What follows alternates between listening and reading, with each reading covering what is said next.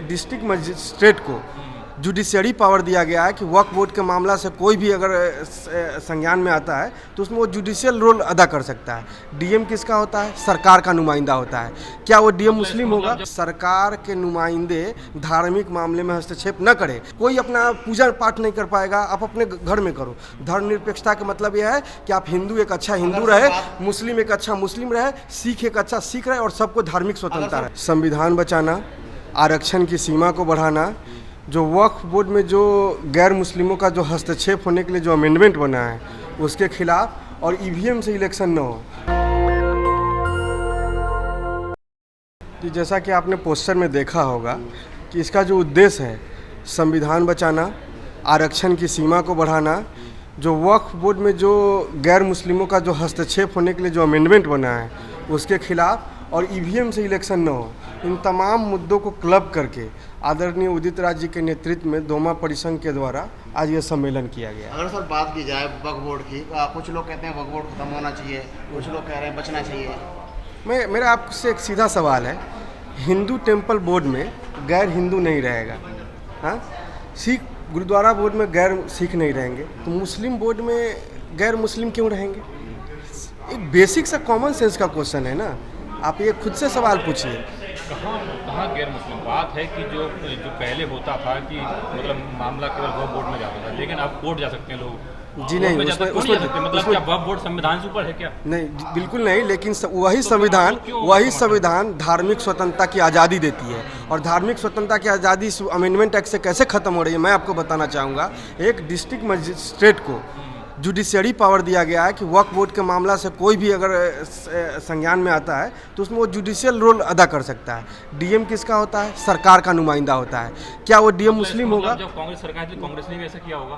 कांग्रेस ने वक्फ board amendment board नहीं लाया ना। नहीं लाया तो मैं जिसकी सरकार ऐसा करेगा फिर बिल्कुल वो आप सरकार तो आप भी फिर ऐसा करेंगे। नहीं, मैं यही तो कह रहा हूँ कि सरकार कांग्रेस की हो, भाजपा की हो, जो भी आएगा, धार्मिक आज़ादी। अगर तो उसमें कोर्ट का अगर स्ट्रिप हो रहा तो दिक्कत क्या है? सुनना ही नहीं चाह रहे।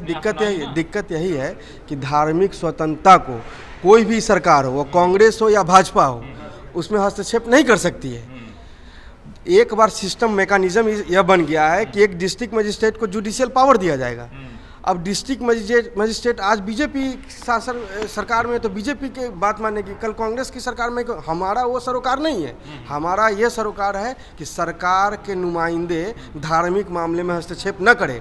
धर्म हमारा है, धर्म जो है एक देश से पुराना है। की बात करते ऊपर से कहते धर्म के मामले हस्तक्षेप ना करें। देखिए धर्म यही, जब धर्मनिरपेक्षता की जब कंसेप्ट को लोग नहीं समझते तो ऐसा सवाल पूछते हैं। धर्मनिरपेक्षता का मतलब होता है, धर्मनिरपेक्षता का यही मतलब होता है। धर्मनिरपेक्ष दो तरह का होता है, negative secularism, positive secularism. Secularism का मतलब क्या है? धर्मनिरपेक्षता का मतलब क्या है कि धर्म को ख़त्म नहीं कर देना। धर्मनिरपेक्षता का मतलब होता है कि सभी धर्मों को धार्मिक आज़ादी मिले, जिसको इक्विडिस्टेंस मॉडल बोलते हैं, जिसको जवाहरलाल नेहरू ने फॉलो किया और जिसको भारत के संविधान में अंबेडकर ने फॉलो करवा रहा है। धर्मनिरपेक्षता का मतलब ये नहीं होता है जो कि माओ त्से तुंग ने चाइना में किया और जो कि स्टालिन ने रसिया में किया, कि आपको धर्म मानना ही नहीं है। कोई अपना पूजा पाठ नहीं कर पाएगा, आप अपने घर में करो। धर्मनिरपेक्षता का मतलब यह है कि आप हिंदू एक अच्छा हिंदू रहे, मुस्लिम एक अच्छा मुस्लिम रहे, सिख एक अच्छा सिख रहे और सबको धार्मिक स्वतंत्रता रहे। इसका मतलब है। अगर बात करें वक्फ बोर्ड की जो प्रॉपर्टी है, अगर 100 प्रॉपर्टी मान लेते हैं, वो जो खाली प्लॉट हैं वो सब अपने वक्फ बोर्ड की जमीन बताते हैं, ऐसा कुछ लोगों का मानना है। देखिए, आप देखिएगा कि राष्ट्रीय मुस्लिम मंच एक संस्था है, उसके कुछ लोग आप देखिएगा कि वक्फ बोर्ड में आ गए हैं और वो अनर्गल बात करते रहेंगे कि जैसे ये पूरा सुप्रीम कोर्ट जो है वक्फ बोर्ड की ज़मीन है। इनफैक्ट उन लोगों को पोषित किया जाता है कि वो ऐसा बात करे ताकि उनके कमेंट को यूज करके ये भाजपा या संघी सरकार ये कह पाए कि देखो ये तो वक्फ बोर्ड कह रहा है कि सुप्रीम कोर्ट वक्फ का ज़मीन है, हाई कोर्ट वक्फ का ज़मीन है, भारत का राष्ट्रपति भवन वक्फ बोर्ड का ज़मीन है। तो इन चीज़ों को आप लोग एक माने सोचने समझने वाले मीडिया है, गोदी मीडिया आप लोग नहीं है, तो आप लोग इन चीज़ों को भी दरकिनार कीजिए कि वो कमेंट किससे आ रहा है। अगर सर बात करें, आपने एक मैगजीन का उद्घाटन किया है आज, बहुजन पेपर्स मैगजीन, तो दलित मैगजीन बहुत मैगजीन चल रही है सर, क्या जरूरत थी बहुजन पेपर्स मैगजीन निकालने की? देखिए मैगजीन, देखिए आप 20 घराने देखेंगे मीडिया के जिसमें से 19 सवर्ण लोग हैं। सबसे बड़ी बात है कि आपके लिए अगर लिखने पढ़ने का कोई माध्यम नहीं रहेगा तो आपका डिस्कोर्स नहीं बन पाएगा। आप देखते हैं कि एक सवर्ण सांसद दिन भर न्यूज़ मीडिया में ट्रेंड करता है, इनफैक्ट ट्विटर पर भी ट्रेंड कर रहा है। एक दलित सांसद बोलते बोलते मर जाए, उसकी बातों को कोई नहीं चला रहा है। इसलिए क्योंकि आप उनके लिए लिखने बोलने पढ़ने वाले उनके समाज से आने वाले लोग कम हैं। बहुजन विमर्श मैगजीन इसलिए लाया गया है, जैसे उसमें एक पेज होगा बहुजन डेथ ट्रैकर। ये तीन मासिक पत्रिका है, हर 3 महीना पर यह पत्रिका आएगा। और बीडीटी बहुजन डेथ ट्रैकर में 3 महीने में जातीय हिंसा से, धार्मिक हिंसा से जितने भी लोग मरे हैं जिस राज्य में, वो कांग्रेस शासित राज्य हो, बीजेपी शासित राज्य हो, उनका सूची जारी करेंगे, ताकि आप लोगों के पास भी फाइनेंस कहाँ से होगी? जी फाइनेंस जैसा कि आप देखते हैं कि ये पूरा डोमा परिसंघ जो है 10-10 रुपया के चंदा पे चलता है। इसमें जो एडिटोरियल बोर्ड बन रहा है वो सारे लोग 100 रुपया 200 रुपया अपने गांव से वसूल के इस मैगजीन को बनाया जा रहा है। आरक्षण बचाने की बात कर रहे हो, कह रहे हो कि आरक्षण सीमा बढ़ाई जाए, संविधान बचाने की बात कर रहे हो। जिस पार्टी से आप लोग बिलोंग करते हैं, जो कांग्रेस में कहाँ इस गठबंधन में जगह दी जा रही, बताइए। उसका जो संगठन है, संगठन में कहाँ ओबीसी एससी दलितों को जगह दी जा रही है, बताइए। कहाँ माइनॉरिटी जगह दी जा रही है? कुछ एससी में और ओबीसी में कुछ चुनिंदा जातियों को जगह दी जा रही है, अति पिछड़ों को और अति महादलित जाति उनको जगह कहाँ दी जाए संगठन में, बताइए। आप कैसे किस हिस्सेदारी की बात कर रहे हैं? राहुल गांधी लगातार इस बात को कहते आ रहे हैं। जी 2 बात है। एक तो मैं कांग्रेस का प्रवक्ता नहीं हूँ, फिर भी मैं इस पर जवाब देना चाहूँगा। आपके जो हाँ जी जी नेता जी वो तो कांग्रेस के ही हैं। जी मैं इस पर जवाब देना चाहूँगा। मैं बिहार में अभी 4-5 महीने में इलेक्शन है। बिहार का जो प्रदेश अध्यक्ष है, एक दलित को प्रदेश अध्यक्ष बनाया गया है। बिहार का जो फ्लोर लीडर है, एक मुस्लिम व्यक्ति को फ्लोर लीडर बनाया गया है। आप देखिएगा कि बिहार में जो इंचार्ज बनाए गए हैं, देवेंद्र यादव एक ओबीसी समाज से आने वाले लोगों को इंचार्ज बनाया गया है। जो दूसरा प्रभारी बनाया गया है, मैं बता रहा हूँ, जो दूसरा जो सह प्रभारी बनाए गए सुशील पासी जी, वो उत्तर प्रदेश में अति पिछड़ा में आते हैं। बिहार में एक का दुक्का के बाद बिहार अरे पूरे नेशनल संगठन आप पूछ रहे हैं, नेशनल संगठन गिनवाइए। आप कहाँ हैं? खड़गे जी के अलावा कौन है, बताइए आप। जो इस खड़गे जी के अलावा कोई नहीं है, बताइए कहाँ है, गिनवाइए। आप केकेसी के चेयरमैन उदित राज जी है, किस समाज से आते हैं?